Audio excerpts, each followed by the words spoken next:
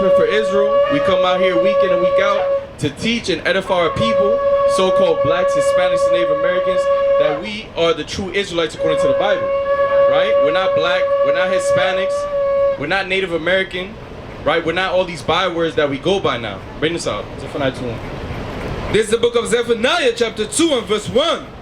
Gather yourselves together. What? Gather yourselves together. What does it say to do? Gather yourselves together. What are we doing? Gather yourselves together. Yea, gather together, O nation not desired. Oh, what? O nation not desired. Right? Because the so-called blacks, Hispanics, and Native Americans, we're not a nation desired to come together, right? Under righteousness, under the Most High God, right? Because we've tried everything. Hey, brother, we've tried every single thing. We've protested, right? Black Lives Matter. We've built our own cities, right? Black Wall Street. We've done all kinds of things, and we've never been able to actually come together and achieve anything in this society, right? Bring this out. It's the book of 2nd Ezra 1 and verse 4. And the word of the Lord came unto me, saying, Go thy way, and shew my people their sinful deeds. Show my what? And shew my people their sinful deeds. What are we doing? And shew my people their sinful deeds, and their children their wickedness, which they have done against me, that they may tell their children's children. That they may what? That they may tell their children's children. Right. Hey, sister, what's your nationality? How you doing? Good. So-called African American, right? Now, that term, that name, African American. Do you know where that term came from?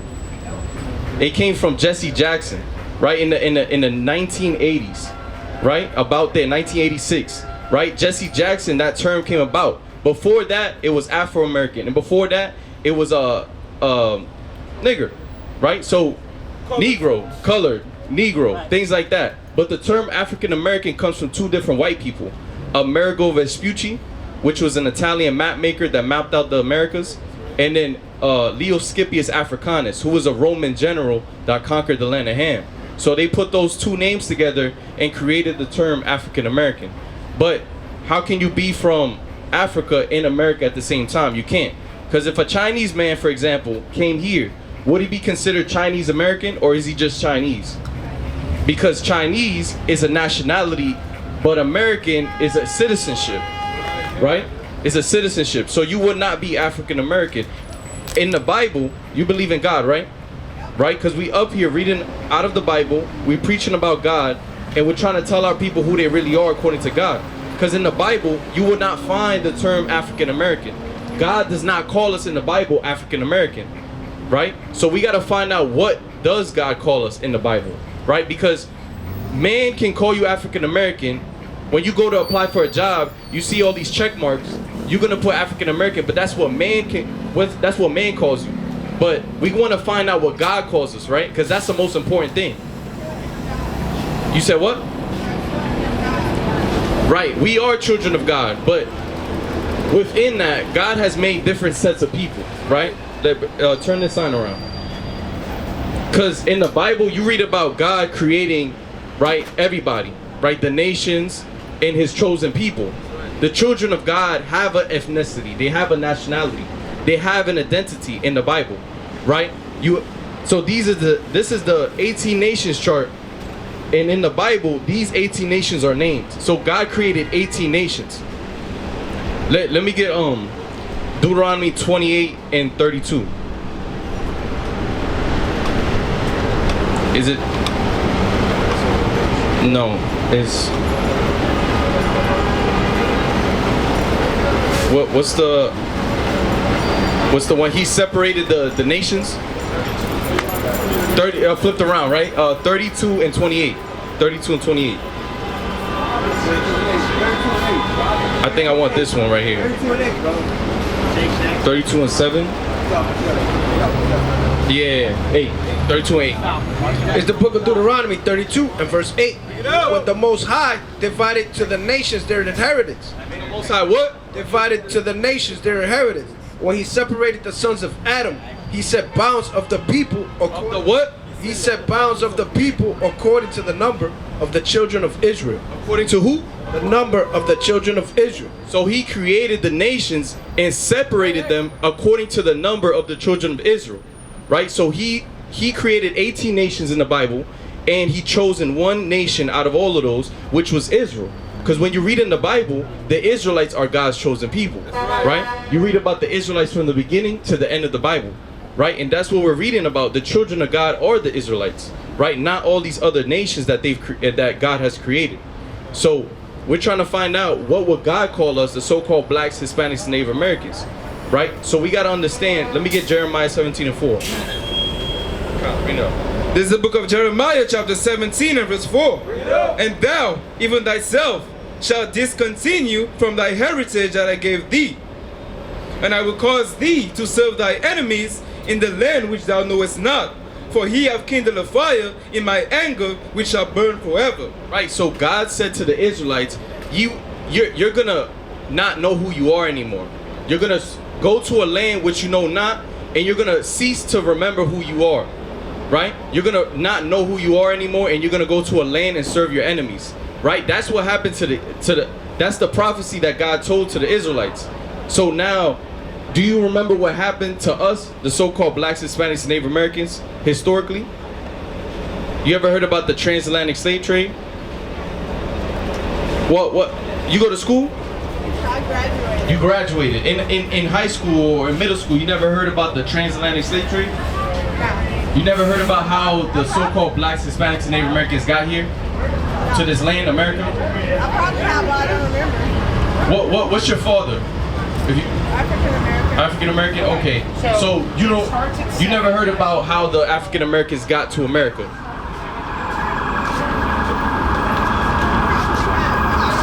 You don't remember? All right, I got you. We're gonna run through it. So the transatlantic slave trade, right, 1619, right, the African Americans was taken from the west coast shore of Africa and brought to America. Right, they were captured and brought here as slaves, right, through slave ships, right. So that's historically proven. We went through the transatlantic slave trade, the sub-Saharan slave trade, the Silk Road slave trade, right, slavery, right. We went through all of that. And we got here to Americas in the Caribbean islands through slavery, right? So it says right here, you're gonna cease to know who you are. That was for the Israelites. Now, since you're not aware, when we were brought here as slaves, they whipped. You ever seen the movie 12 Years a Slave? No? Okay. Well, what happened when they brung us off those slave ships to America? And they enslaved us here and put us in the cotton fields and different fields. They whipped us to take our remembrance of who we were before. They would beat our identity out of us, right? And they would use different strategies to break us physically, mentally, and spiritually, right? And it's all documented in history, the Bible, archaeology, and everything else, right? So they whipped us and broke our identity and changed our names. And then, therefore, they changed who we thought we were, right? So they erased our history and changed our names and broke our identity out of us, right? So that's what happened to us when we went into slavery, right? In the transatlantic slave trade, right? So here it's saying that fits us, that prophecy that we would forget who we are and then come to a land to serve our enemies. That fits us because the transatlantic slave trade is when that happened, and now we don't know who we are according to history, because for example, the Chinese man, he could go back, he knows his history, he knows his different kings, right? He knows his dynasties, he knows his emperors that he used to have in his land. He could go back and read a history book and know where he came from and what's his lineage and who his emperors were and what dynasties he had in China and everything under the sun over there, right? But where's our history book? You know, where can we find out who are our ancient kings? Who were we before we got off the slave ships, right? What were we doing? What was our culture like? Our laws, right? Our rules, right? Our clothing, our what we eat, what we do, right? Customs. Like the Chinese man has his customs, the Arab man has his customs, right? He knows all these other nations. They know. We can read it. Even the white man, we can read about this is his system, so we can read all about Alexander the Great, the Caesar. We could read about the Roman Empire, the Greek Empire. We could read about the we could read about even the Africans, the Babylonian Empire, right? The Persians, right? The Medes, right? We could read about all of those people in their history and where they came from in history, but we can't find out where we came from. All they really teach us is that we was taken off the west coast shore of Africa and brought here as slaves, and we don't know anything other than that before that point. And so it's being hidden from us.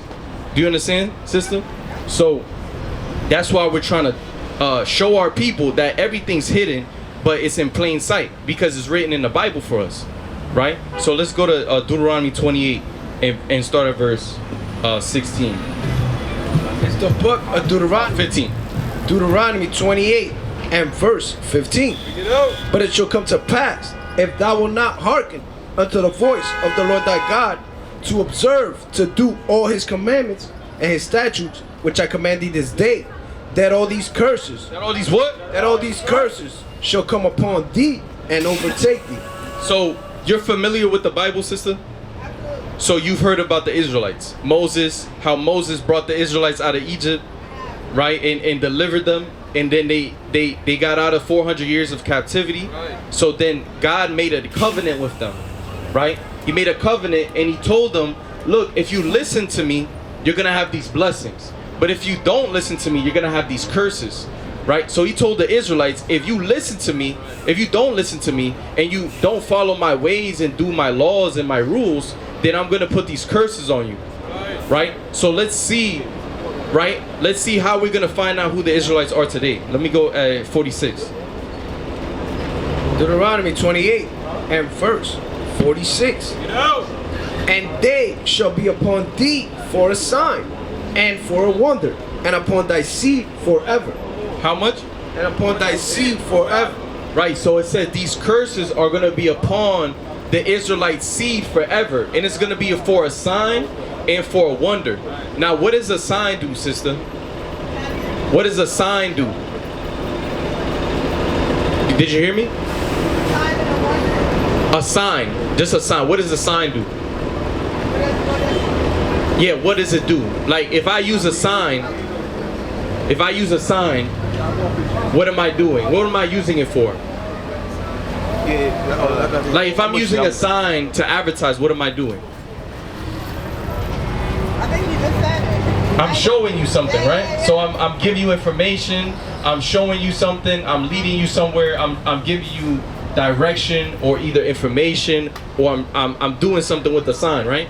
You meant like a sign from the Lord, like No, I meant like a physical sign. Okay. Right, so a sign, like we know this is the B41 because it has a sign that says B41. So just like that, the curses are going to be on the Israelites as a sign to determine who they are today. To find out and pinpoint what people on the earth are the Israelites. Because if they're the Israelites, then they would have these curses on them as a sign, so you can see the people and know that they are the Israelites as proof, right? So we're gonna read the curses to show. Go ahead. All right, you got 3 more minutes to find out, sister. All right, all praises. So we're gonna read the curses, and then we're gonna deduce. We're gonna deduce and determine who the Israelites are today using the curses. Right? Let me get the first curse, 16. Deuteronomy 28 and verse 16. And it says, "Cursed shall thou be in the city." And Cursed shall thou what? cursed shall thou be in the city. So it says the Israelites will be cursed in the cities. So in any city you go to, sister, or you see online in the internet, on YouTube, on the web, you see videos of our people in any city. You go to New York City, you go to Chicago, you go to LA, you go to Newark, New Jersey, you go to Dubai, you go to Kingston, Jamaica, you go to Santo Domingo in DR, you go anywhere in the world, any city. What state are you gonna see our people? Are we gonna be in a good? Are we living in the best conditions? Or are we living in the worst conditions? It depends. The majority of our people, how are we living? Not so good. Not so good. The majority of our people are living in bad conditions. We're living in the worst. We're living in the slums. We're living in the ghettos, in the projects, right? We're living we're living with rats and roaches. We're living with everything that's bad, right? Most of the time, right? Yeah, there's a few select of our people that have made it out of there, but a majority of our people are living in the worst conditions in the cities. And also, it says curse in the cities. So, how are we treated in the cities?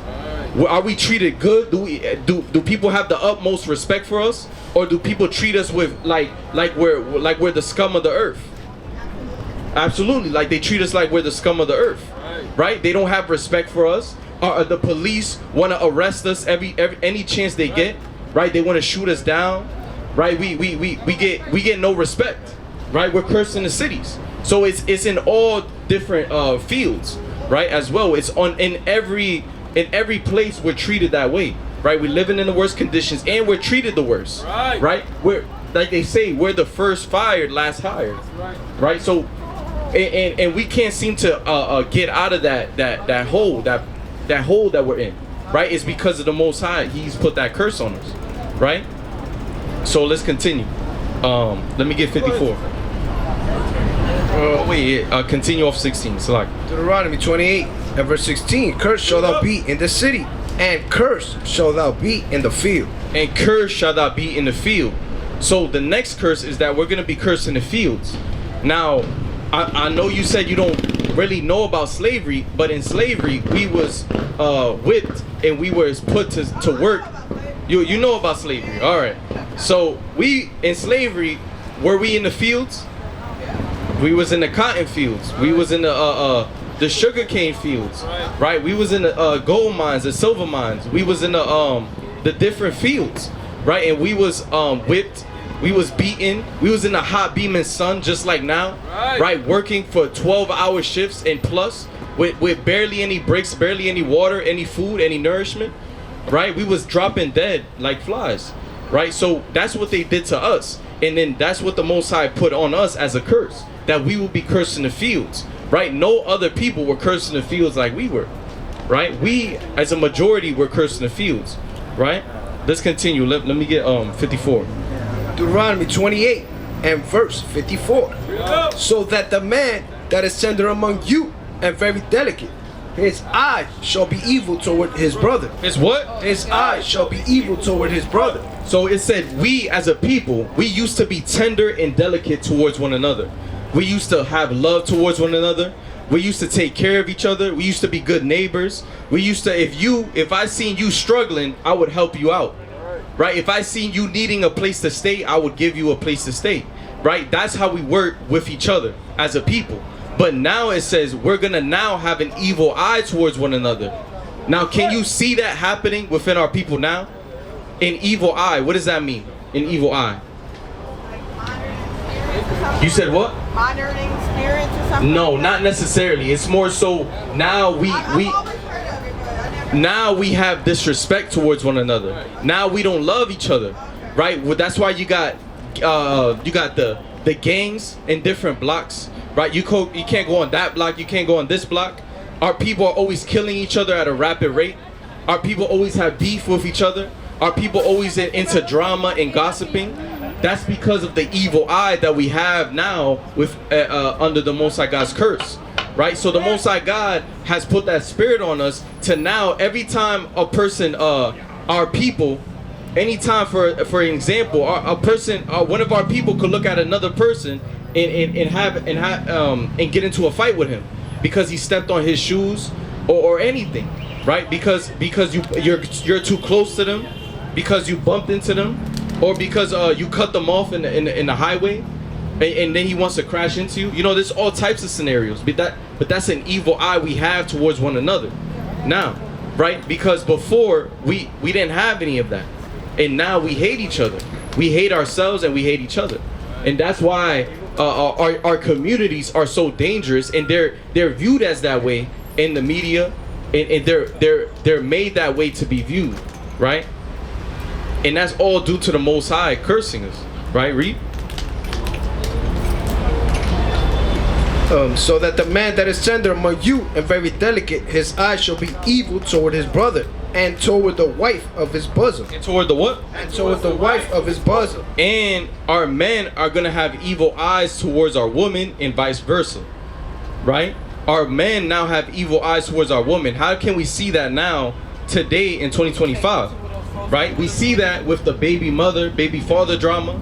Right? We see our households are not the nuclear family that we used to have, where the man is the head of the household, the woman, and then the children. It's no more of that. It's more like our woman is the head of the household, and then the children are out of order, right? They're not in being instructed the way they should be, right? You said what? It depends. Right? It depends, but in the majority, sister, a majority of our people are living with single mothers, right? And not having the disorder, right? Disorder, right? We're not having the fathers in the household, right? The father doesn't want to be with the mother anymore, right? And then the society is right, and the government encourages it, right? In this society, the government encourages the mother to be without the father. They give them incentives, right? With Medicaid, SNAP, EBT, food stamps, vouchers, Section 8. They give them all types of incentives to be without a man of the household, right? To be without that father figure, right? And our men and our daughters and our sons grow up without that father figure, and so they become disorderly, right? They become without that, because biologically, scientifically, every person needs a father and a mother in their life. Without that, you have a broken developmental childhood. That's scientifically proven. So the fact that happened is because it's a bad thing. We're not supposed to have that, because it's a curse that the Most High God has put upon us, right? And that's why our people are broken mentally, physically, spiritually, because of these curses. Let's keep reading. And toward the wife of his bosom, and toward the remnant of his children, which he shall lead. Even towards the remnant of his children, which he shall lead. So aren't our fathers in our communities known for what? Leaving the household, right? Not most people grow up without a father. They're either because the father didn't want to have those children, or they didn't want to be with that mother, or they went out and did drugs, or they went out and got arrested, or they went out and started a whole new other family. But regardless of the reason, the Most High God has said that our fathers will leave the household, and that'll be for a curse. Because a curse is a bad thing, right, sister? So these are all bad things that happen to us and our people. We all need a father and a mother, but when we don't have that, things don't go right necessarily, right? And we have a bad upbringing, right? Now, let's get the nail in the coffin. Let's get Deuteronomy 28 and 68. Bring it out. And the Lord shall bring thee into Egypt again with ships. What? With ships. So this says the Lord will bring us into Egypt again with ships. But like you said, you familiar with how we got out of Egypt. Moses brought us out of Egypt, and we never returned back. So here, God speaks in parables, similes, allegories, metaphors. He speaks in code. So here, God is saying that we're going to go back into Egypt, but Egypt is not representing actual location Egypt. It's representing slavery, bondage. So because it was fresh on our mind back then, it was fresh that we got out of Egypt, that how we spent 400 years there, and we was in bondage. So that's fresh on our mind at that point. So God said, you're going to go back into slavery on slave ships. And that's what we were talking about earlier, the transatlantic slave trade, how we got off the west coast shore of Africa and brought to America, right? That is what it's talking about, right? Because we got on those slave ships and we went back into slavery again. Do you understand, sister? All right. So let me get 1 Kings 9 and 7, or is it 2 Kings? 1 Kings 9 and 7. So now reading these three curses, sister, wouldn't you say that, like we read in 46, a sign that we're trying to pinpoint who the Israelites are? Would you say that we fit the bill of these curses? Yeah? Okay, all praises. So that's how we know that, that's how we could prove through the curses and prophecy that we are the Israelites. Do you understand, sister? So your true nationality, your true ethnicity would not be African American according to God. Your true nationality would be an Israelite, more than likely from the tribe of Judah. Turn this around. Turn this around. Your nationality would not be African American. It'd be an Israelite from the tribe of Judah, right? And do you know who came from that tribe? Christ, right? Christ came from the tribe of Judah. He's the line of Judah.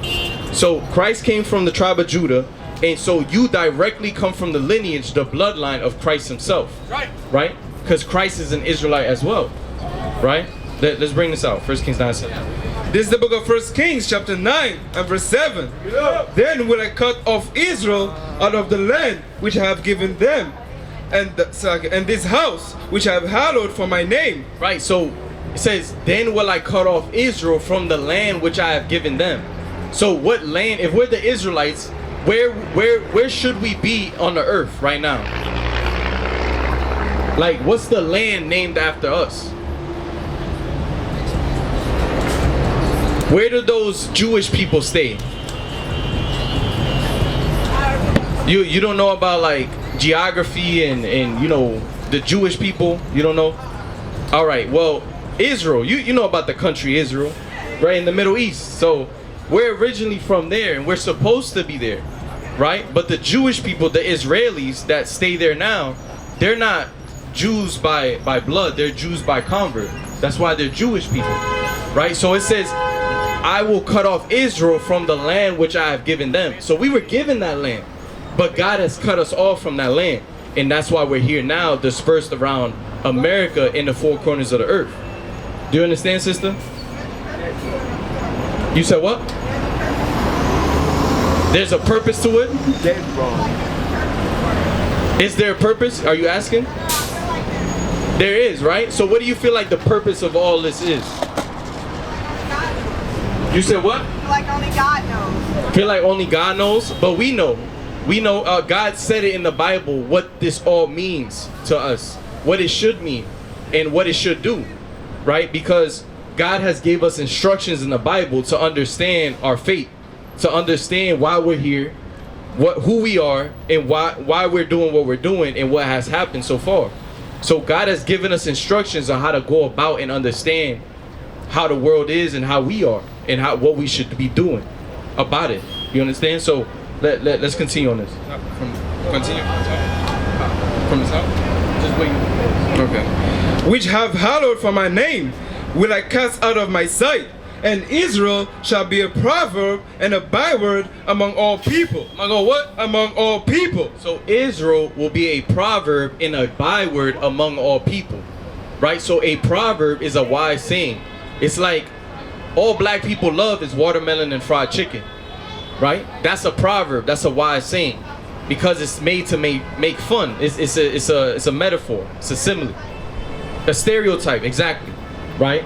So we will be a proverb and a byword. A byword is a word that you go by now. That's what we were breaking down, that all these words, Haitian, Dominican, West Indian, Cuban, all these words are bywords that we were given to when we were conquered by our enemies.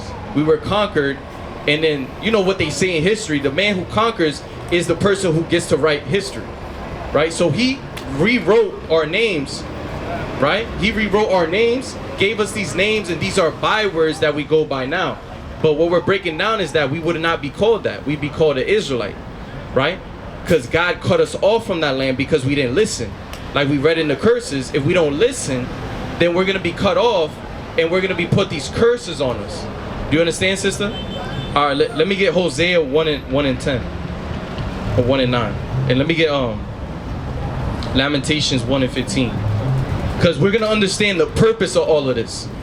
We're going to understand why this all happened, or why we're even in this predicament to begin with, and what can we do about it. I'm like sweating bricks right now. You need to go, sister? You need to go? Alright, I got you, sister. We're going to run through it quick. You want a bottle of water, sister? Yeah, all praises. The brother going to give you a bottle of water. Thank you. Alright, number 10. It's the book of Hosea 1 and verse 10. Yet the number of the children of Israel shall be as the sand of the sea. As the what? As the sand of the sea, which cannot be measured nor numbered.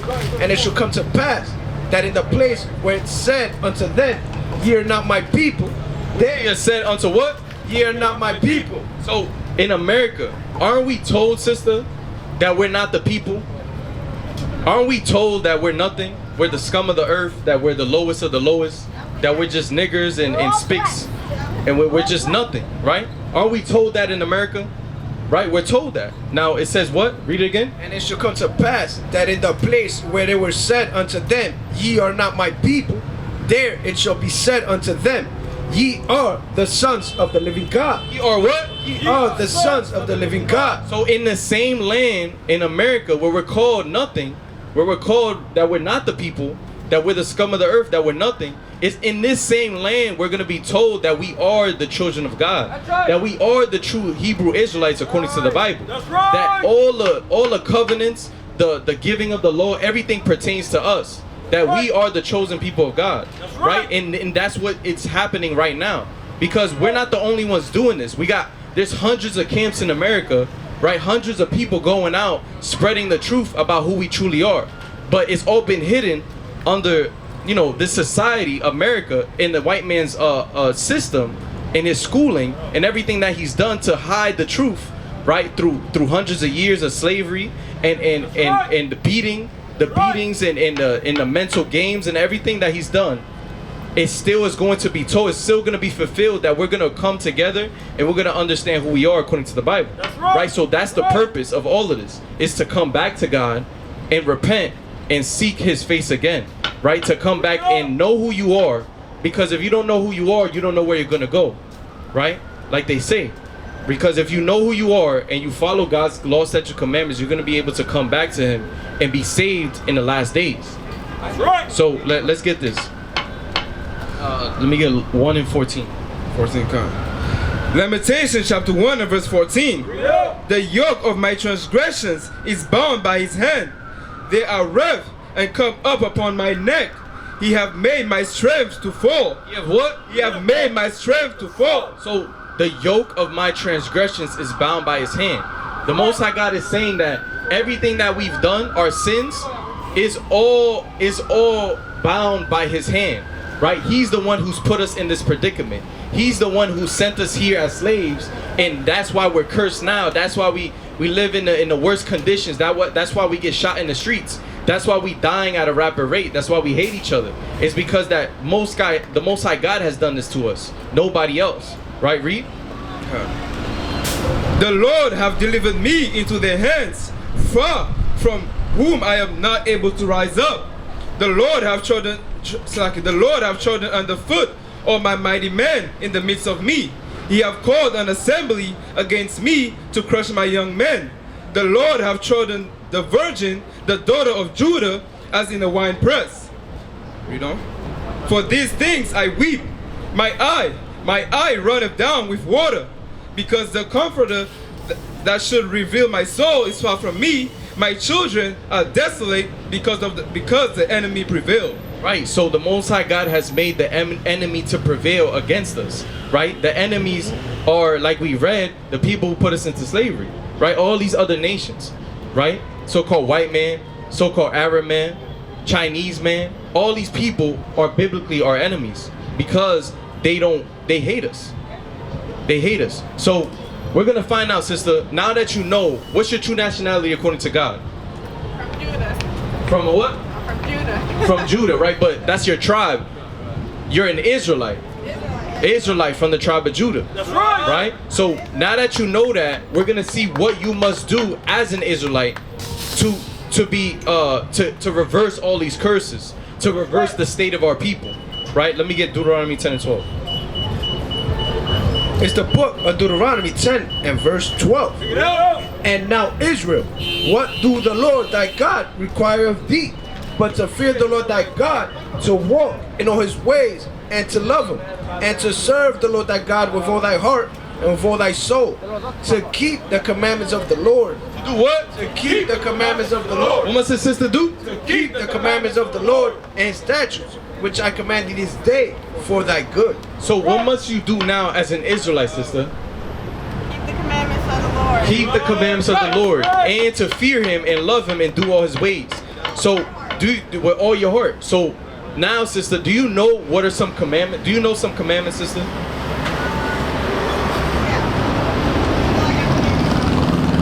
All right. What do you know? You know what the fourth commandment is? I dropped all the seeds. You said what? I don't know about like the. Okay, the fourth commandment is keep the Sabbath day holy. Do you know what the Sabbath day is? Yes, exactly. It is Saturday. Good job, sister. Because a lot of people out here, they think the Sabbath is Sunday, right? They think the Sabbath is Sunday. They worship on a Sunday. They go to church because that is religion. But we're not up here teaching religion. We're up here teaching about the Bible. The Bible's not a religious book. The Bible's a history book. It's a historical book about the Israelites and their culture, their ways, everything about God and how they're his chosen people, right? It's written for the Israelites by the Israelites, right? So we're gonna read about the Sabbath, which is a very, very important day. It's the most important day to the Most High God, the Sabbath, which is Saturday, right? Let's read on it. You got it? Exodus 20? Hey, whatever you got. Okay. This is the book of Exodus chapter 20 and verse 8. Remember the Sabbath day to keep it holy. 6 days shalt thou labor and do all thy work. But the seventh day is the Sabbath of the Lord thy God. In it thou shalt not do any work, nor that Thou shalt what? in it thou shalt not do any work. Right. So on the Sabbath day, you can't work. So that means you can't work on a Saturday. So you can't work on a Saturday from Friday sundown to Saturday sundown, right? And then, so, yeah. That's just any work at all, like anything. Any work, exactly. So it's going into any work. So you can't work a job and you can't work in the house, meaning you can't clean, you can't you can't put your papers together, you can't like organize and things like that. Like you can't put in work, right? Wash clothes, you can't wash clothes, clean the backyard. You got to do it all in the other 6 days of the week, right? Well, yeah, that's not going into social media, but another thing is going into social media, and we're gonna get that too in Isaiah. Brothers got that? Let me get that in Isaiah. Yeah, 58:13. So we're gonna give you some more instructions of what you can't do on the Sabbath. Isaiah 58 and verse 13.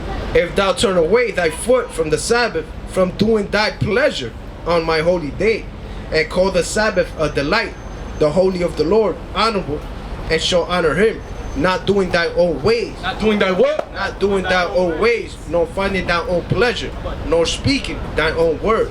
Right, so you can't do your own ways on the Sabbath.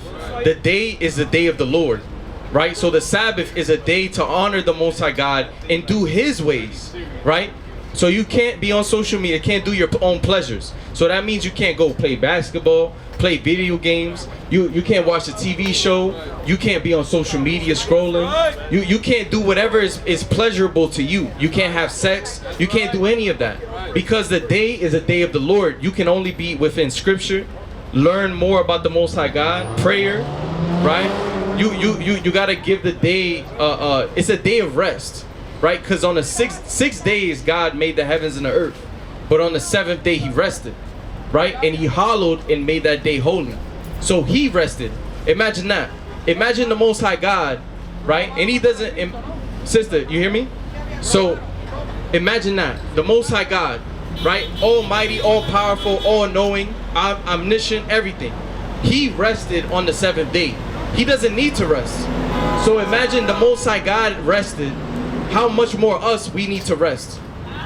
If it was up to the white man, we'd be working 7 days, 24 hours a day. But God loves us so that he made a day of rest for everybody. Do you understand? So we should take that day, and it's because it's good for us and because the Most High said to. Because if we work every day, we're going to be burnt out. That's what the Most High God doesn't want us to do. He gave us Saturday to rest, seek him, and be in prayer and scripture. Do you understand? So we're going to keep reading on the Sabbath. You got No cooking, kindling a fire. Exodus 35, come. And let me get Nehemiah 10 and 31. There's some more things you can't do on the Sabbath. We're gonna get it right now. This is the book of Exodus chapter 35 and verse 3.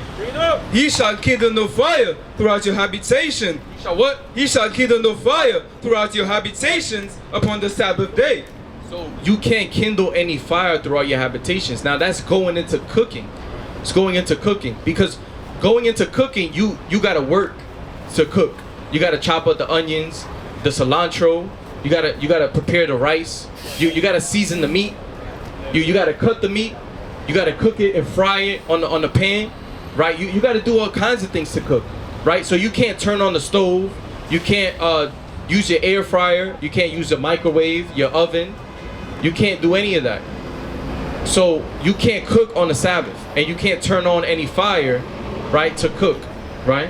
All right, sister? So that's another thing you can't do, all right? And we're going to get the last thing you can't do. It's the book of Nehemiah 10 and verse 31. And if the people of the land bring ware or any victuals on the Sabbath day to sell, that we would not buy it of them on the Sabbath. That we would what? That we would not buy that of them on the Sabbath or on the holy day. So we can't buy and sell on the Sabbath and on the holy day. So that means you can't go buy some Chick-fil-A today. Or you can't buy a water bottle. You can't buy a water bottle. You can't buy a hot dog. You can't buy a ticket to get on the bus. You can't do any of that. A pizza. You can't do any of that. Because God has hallowed the day. He's made it holy. So that's going into transactions. It's going into work. It's going into working on his day, right? No, that's not necessarily what that means. What is this a prepper? Let's get Mark 15 and 48. The 42. So Mark 15, 42. So on the Sabbath day, you don't necessarily have to fast. You can eat. We're not saying you can't eat, but you have to prepare yourself before the sun goes down on Friday. So the preparation day would be Thursday sundown to Friday sundown, what they call Friday.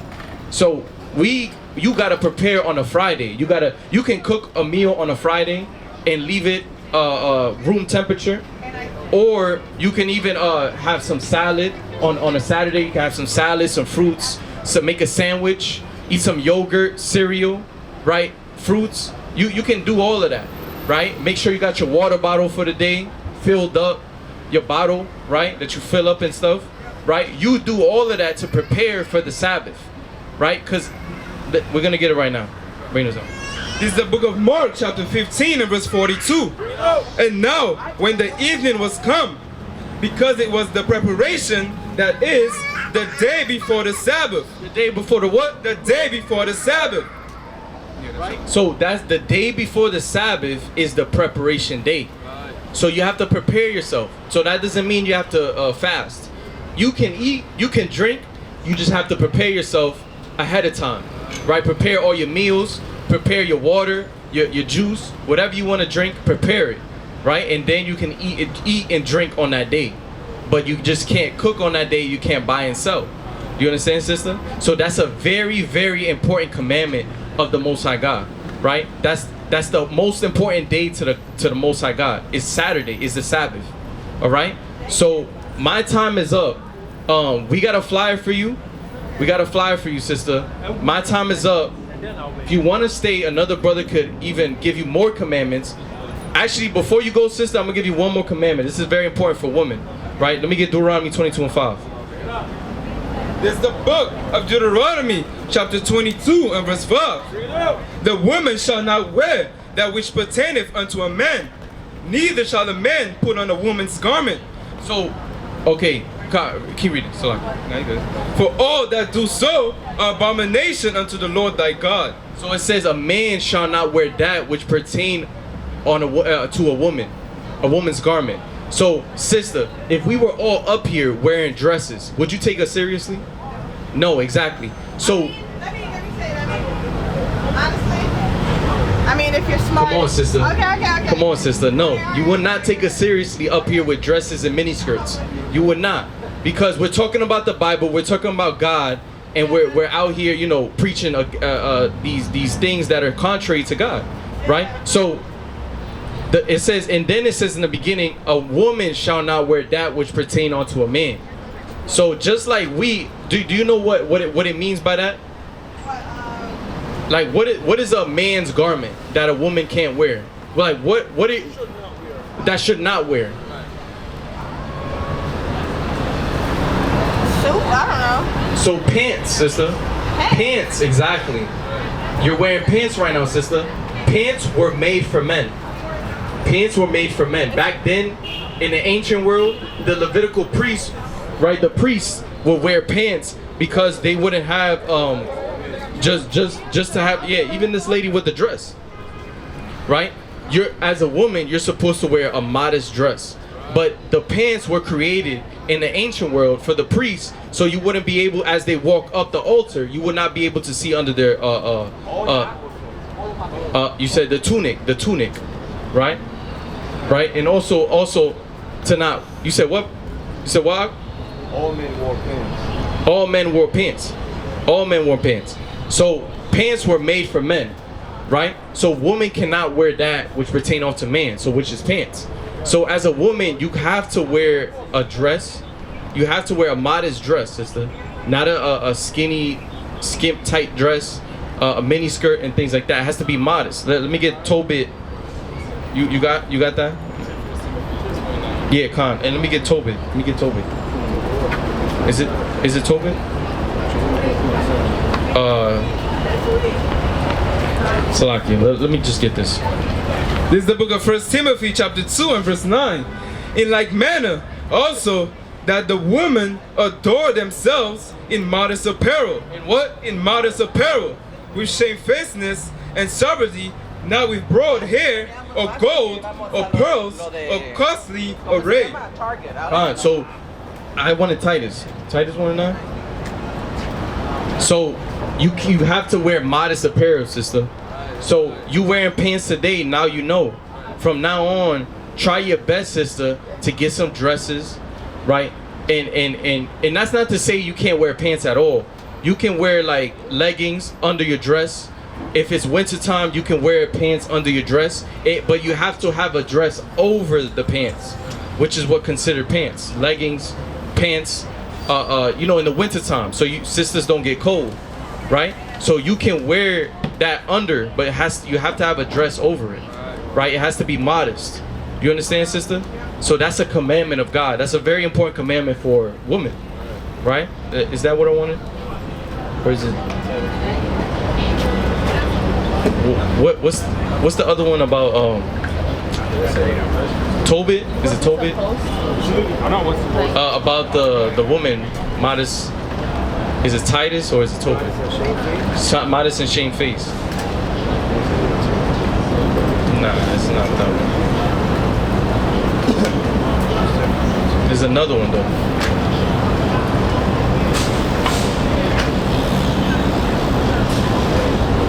Con. You said I can see more of y'all on it. Right. Yeah, sister. So you gave you 2 commandments. Gave you the Sabbath. What can't you do on the Sabbath, sister? You can't cook, can't do no work. Right. And what else? It's a day of rest. And what can't you? Can I go buy a water? Nope. All right. You can't buy food, you gotta prepare. Right. Friday. Right. Thursday. Friday. And eat it on Saturday. Right. Exactly, sister. And can I go play my favorite video game? You can't. Can. Right. All right. And what must you wear as a woman of God, as an Israelite woman, princess? Modest dress. Modest dress. Okay. All right. Right. Oh, praises. So, what's your nationality before you go, sister? I'm Israelite. It's an Israelite. All praises. Let's give a hand, sister. Give a hand, sister. Right. Don't let that flyer go away. We be out here in Brooklyn every other Friday, Lord willing. All right. We be out here in the same spot, 7:30 to whenever. Right. 7:30 p.m. to whenever. We've been out here for a few years doing this. Nice to meet you guys. All right. Nice to meet you, sister. What's your name? Babyana. All right, sister. So, all right, sister. Take care. Sorry. It's okay. All right, take care, sister. All right. Remember to keep the commandments, and remember you were Israelite. All right. We got a YouTube channel with the QR code and the YouTube videos. You can learn more and you can reach out to us if you have any questions. All right. Have a good one, sister. All right. Let me get 2nd Esdras 1, 2, and 44. Let me get Nehemiah 8 and 10.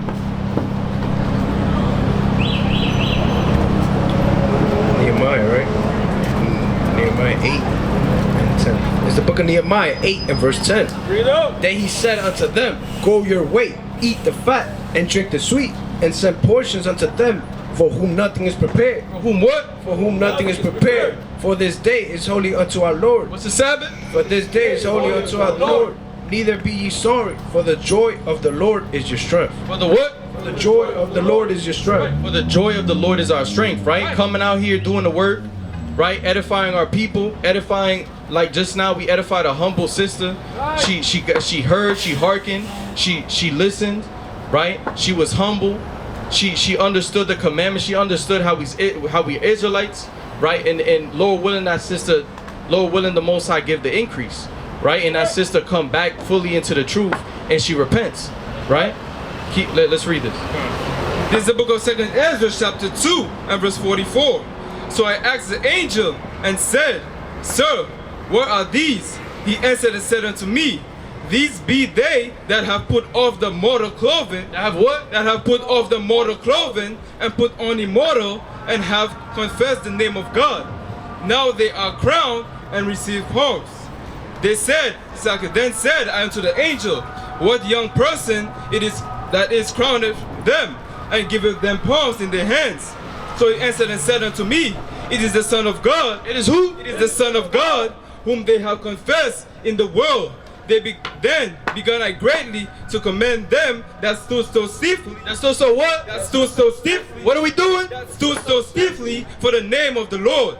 Then the angel said unto me, go thy way, and tell my people what manner of things that how great wonders of the Lord thy God have thou seen. And with that, I want to give our honor and glory to Yahweh, Ba'ashem Mashiach wa Malaki Yahushai, giving our honor to the Heavenly Father, His name be only God's Son, which the word in Christ Jesus Christ. And with that, Kwame Yashala.